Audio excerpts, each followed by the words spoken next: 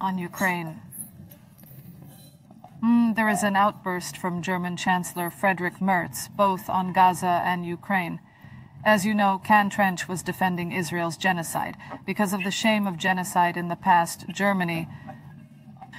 But German Chancellor Merz said that it is no longer about ending Hamas. We cannot understand what this genocide going on in Gaza is doing. Let's talk about Ukraine. He was signaling to put on the brakes on Ukraine. It will put on the brakes, that is, it will stop this armed assistance to Ukraine. That the negotiations.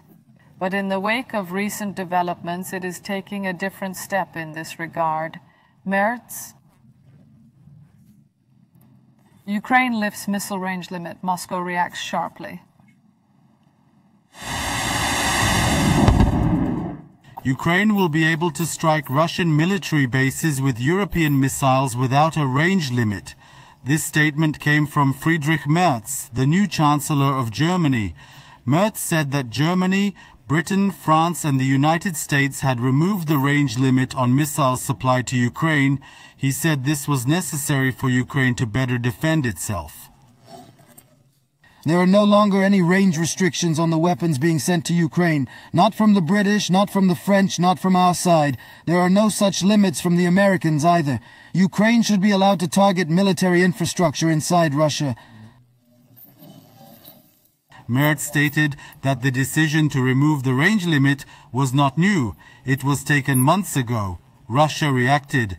Kremlin spokesman Dmitry Peskov said that the decision was very dangerous and that this step completely contradicts the efforts for a political solution.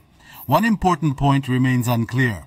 Merz, unlike his predecessor Scholz, is in favor of supplying Ukraine with 500-kilometer missiles, but he has not yet taken any concrete steps in this direction despite having been in power for 3 weeks. Merz's deputy also announced that no new arms deals have been concluded with Kiev. The Ukrainian Army currently has in its inventory German-made Mars rocket launchers with a range of 85 kilometers and howitzers with a range of 35 kilometers. However, these do not provide the means to attack Russian territory. All eyes are now on the Ukrainian president's visit to Germany. Volodymyr Zelensky will travel to Berlin on Wednesday to try to persuade Merz to authorize the offensive deployment.